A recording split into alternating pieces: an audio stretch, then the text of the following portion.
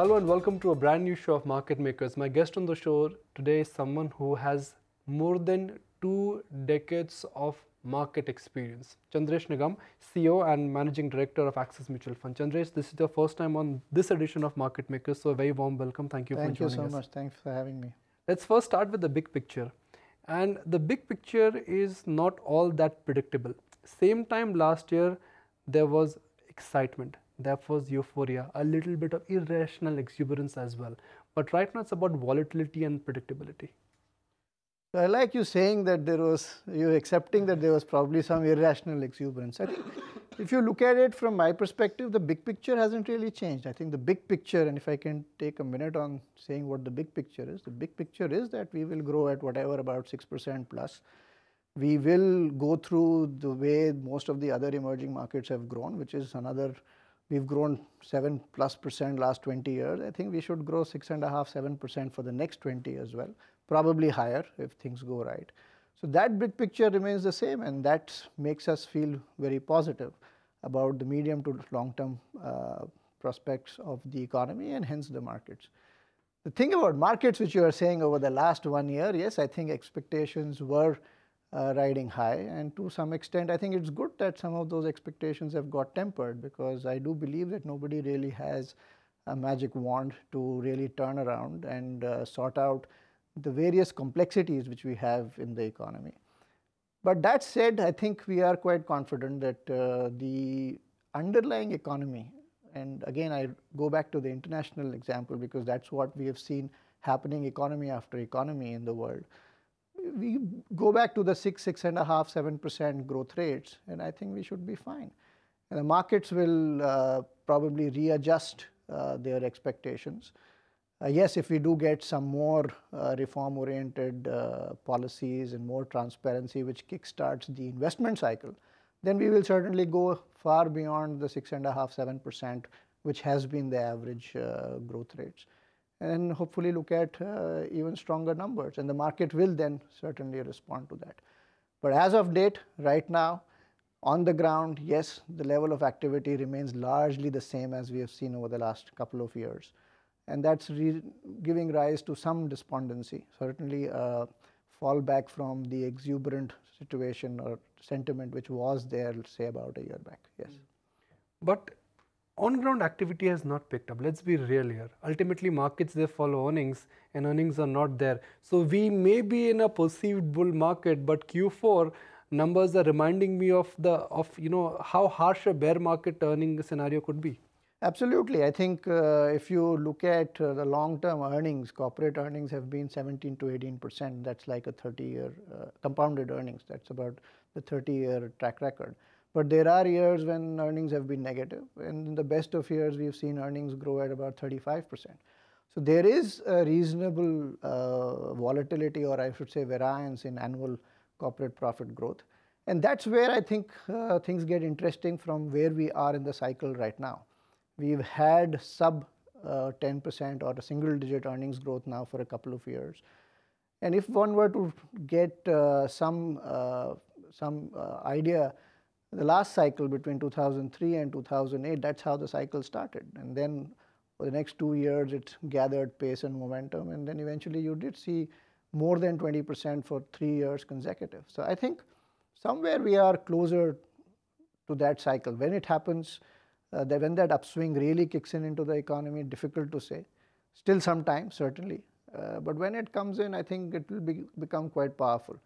And one thing I want to point out here is once the momentum in the economy picks up, then you certainly start to see companies not showing 15 and 20% growth. Some of them, more cyclical businesses, will actually start to show 40, 50+% kind of rates of growth. I think the market was hoping that will start this year itself. It's not happened.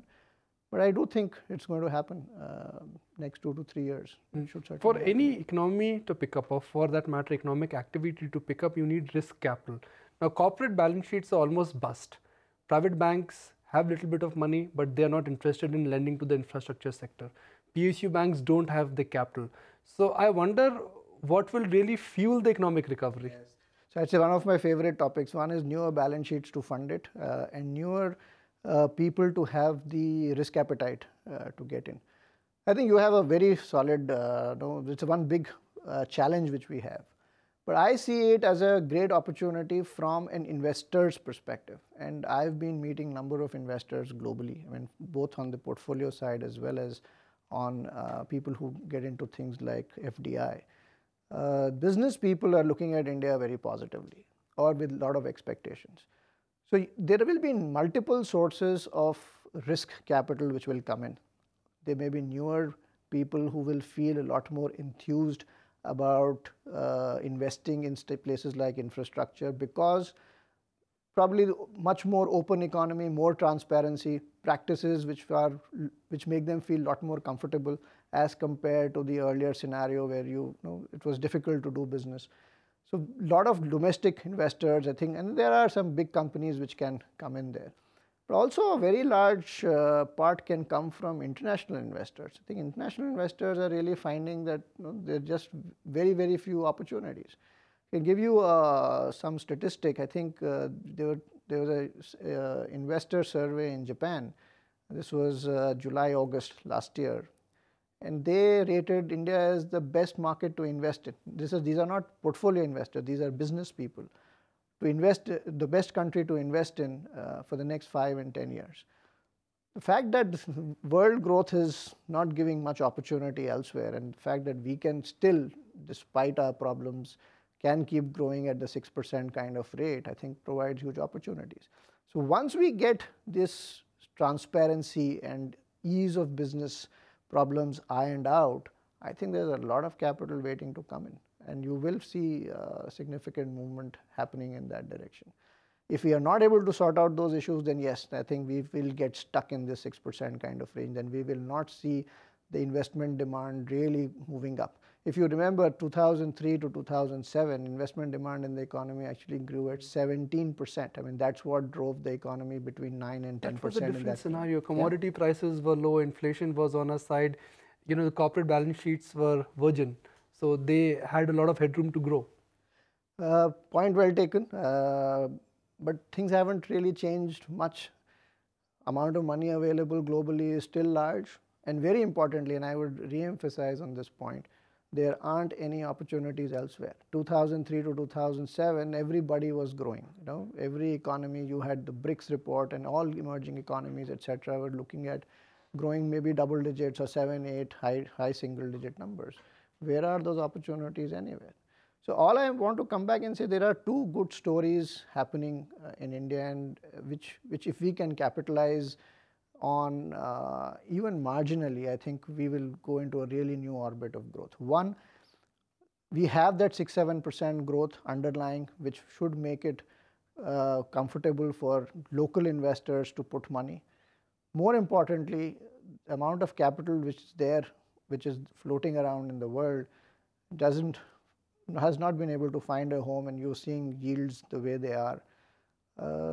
If we can get business policies, economic policies in line, I think huge amounts can come into India. There is no other home right now which they can really go to. My meetings with most of the institutional investors, I think, is just coming with that. If we can just show reasonable predictability of how businesses can be run and how projects can be executed, I think there is a wall of money which is waiting to come in.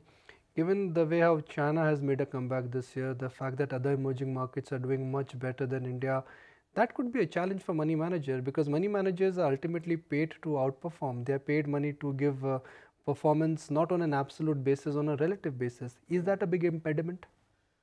So I think from a short-term tactical perspective, yes. I think 2 years back, most emerging market fund managers, and that's where I think 60% plus of the FDI money which has come into India has come from, which is emerging market funds which have allocation to India. So India's benchmark weight 2 years back was a little less than 5%, and most of them were underweight, and not surprisingly so, because the economy from 2010 onwards had been on a downswing.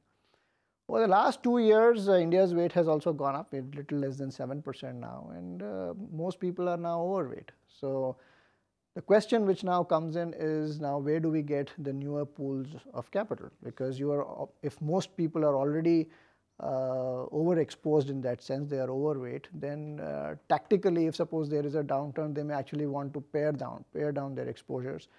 May not be go to underweight, but maybe come closer to the weight.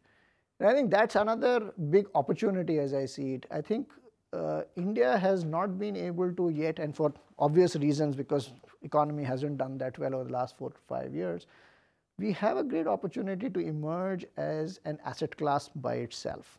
We haven't been able to do it. When I talk to investors, they keep telling me, yeah, we like India, but hey, I have my India exposure through a global emerging market fund or maybe a regional fund.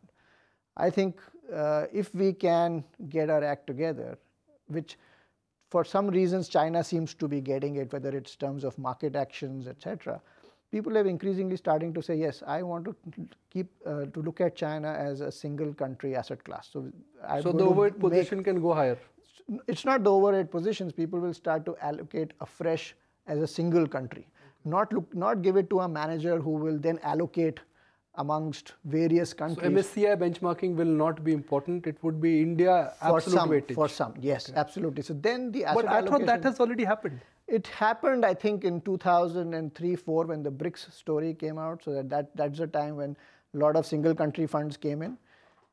Then for these markets really did not cover themselves in glory. So the most of the institutional investors have gone back to playing it as an asset class, which is the global emerging markets asset class. Where, as you said, that managers are more interested, very focused on short-term outperformance, which may be 6 months to 1 year, and hence there are a lot of tactical calls being taken. But if you find a market which is, let's say, 10 years going to grow at 7-8% GDP, corporate profits maybe mid-teens to high teens, I think we have an opportunity, and is large, that's very critical. Then we can get into what we call as single country exposures, which we have actually started to see, but at the margin still very small. So single country funds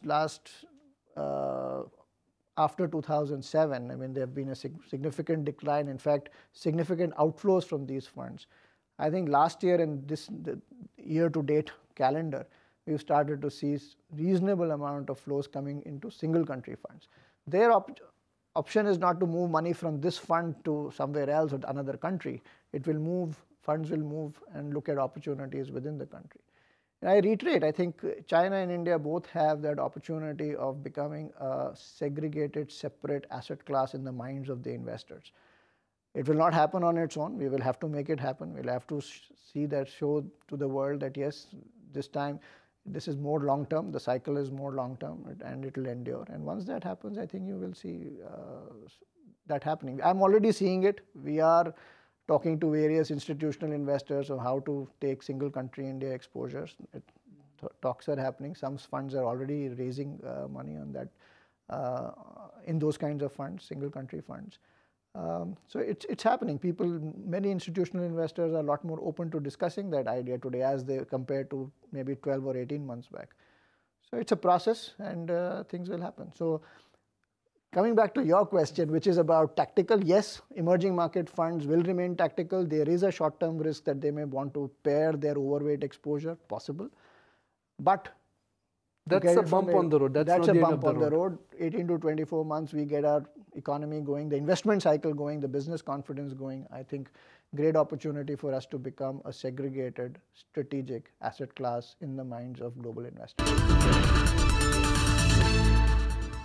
Core investment philosophy of your fund house is to stick to quality. Yeah. Buy good companies which have pricing power. Yeah. That's the classic way of investing. But some of these quality companies are also coming at an expensive price. So you may buy a quality company, but if you buy a quality company at the wrong price, that may be a disaster. Absolutely. So you have to buy quality companies at a reasonable price. But is quality available cheap in this market? So no longer. I agree with you. I think quality has been doing well now for 5-6 years. So we have been very big beneficiaries of that. Quality for me means in some certain one word, I think it's pricing power. Businesses which have been able to position themselves in the minds of their customers with some amount of differentiation, which allows them to charge a reasonable price to keep profitability reasonably high, are the businesses we are looking at. But if you look at it, these are the only businesses over the long run. Forget over the last 5 years, but 10 years and 20 years. These are the only ones who've really created wealth. Others, you can see stock prices moving up and down, but eventually, have they really added long-term wealth to their shareholders? Probably the answer is no. Some of them would have done a mediocre or an average job.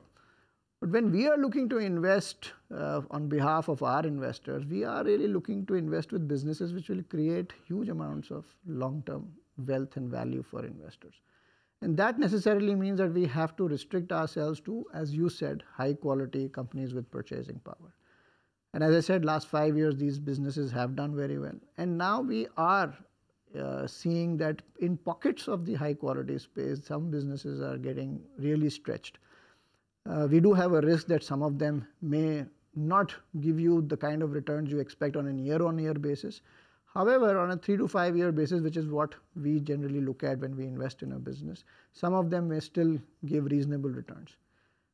But increasingly, there are a handful of them which are becoming so expensive that even on a 3 year or 5 year holding period may not be looking the PE multiples are north of 70, 80, so 100. Those positions we will trim and get out and get into something else. But as I said, I think the opportunities within that space are still very large. See, we have about 1,100 stocks which are traded daily on the exchanges.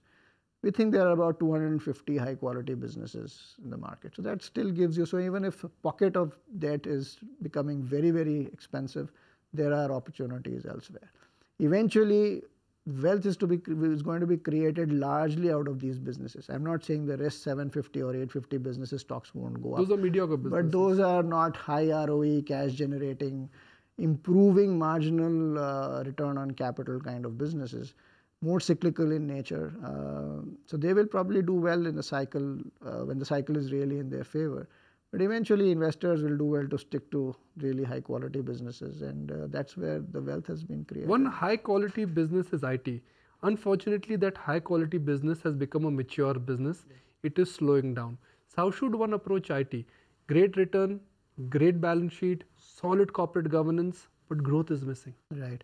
So I think the opportunities are huge. In I IT? think you will have to, yes, I think the world, this whole thing about technology and digitization, etc., what is happening, means that there is going to be a lot of expenditure which is going to happen. But may not be in all parts of the IT industry as we know today. In some parts of the IT business, as it has moved over the last 10 years, I can see there is certainly a loss of pricing power.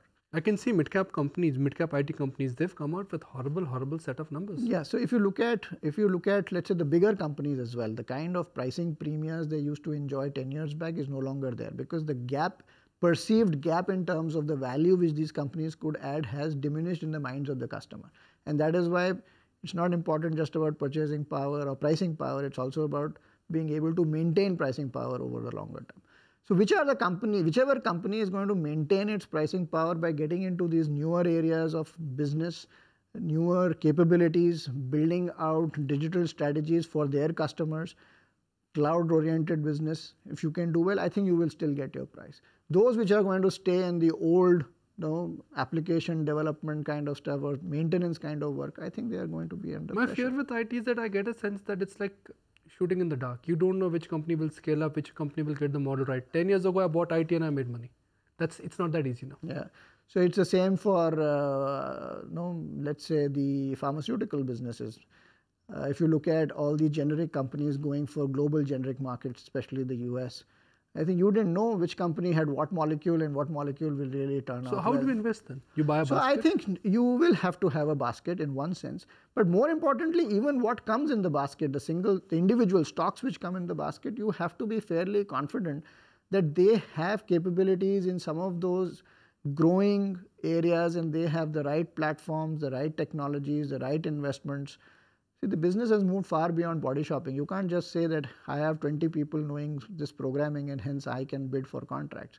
Now companies have to invest a lot more in terms of developing platforms, developing products in fact, or quasi-products, which are more ready to deploy in their customers' organizations and hence create value. So companies themselves are looking for shorter turnaround times, more in-depth understanding of their business by the IT companies. It's a very dynamic environment.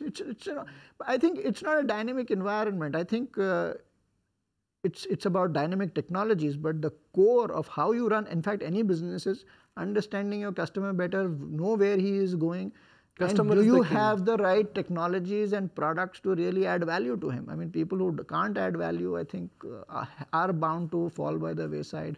And you gave some examples of some mid-cap stocks. I know some mid-cap stocks actually doing very well, but there will be a large number of them who will not bring anything differentiated to the table. And where is the pricing power and where is, so they will have to, then they become very cyclical kind of businesses. It's important to focus on not where the puck has moved, but where the puck will move. Where the puck will be, Okay. absolutely. So let's get some closing comments from you. I've got your idea behind your core portfolio, your big picture, both macro and micro and global. Let's talk about where the mutual fund industry and where the market could be headed. And let's talk about next 5 years. Sure. Where the puck will move. Yeah, so I think there is, with this last 12-month move in the markets, general retail public, I wouldn't say the mass retail public, but certainly the HNI space and the affluent space has certainly moved into the mutual fund space. In products, so hence they are ready to take on what I would call slightly higher risk products in their portfolios. And as I said, I think the industry is still very, very small. I remember 20 years back, Indians used to invest 5% of GDP into stocks, bonds, and debentures as it was used to grow. Right now it's probably between 1 to 2%. So I think we all know that long term, if you want to maintain purchasing power, you have to not save but invest, and invest means taking some risk and invest regularly. We have a good opportunity to capitalize on what's happened over the last 12 months. Things were very different 12 months back. If we can get that, the momentum which we've already got continuing, I think the industry will really grow in the next 5 years. I think the retail part of the industry would probably more than double, and overall industry could also grow close to doubling itself over the next 5 years. The key thing, challenge for the industry essentially is engaging with customers, retail customers, how we position our product in their minds to say these are long-term investment products and not short-term tactical, try and creating short-term wealth or try short-term appreciation, getting that short-term appreciation. We can do that, and I think everybody, all large players and even the regulator is behind that with the investor awareness programs and education which we are doing. We have to continue. I mean, this is just a beginning. We continue it for the next 5 to 10 years. I think the results will certainly show. Chandresh, fantastic interacting with you. Thank you for joining us, and thank you for your fantastic insights. Thank you. Thanks for having me. That's it on the show. Thanks for watching this edition of Market Makers. I'm Nikunj Dalmia signing off. Thank you for tuning in.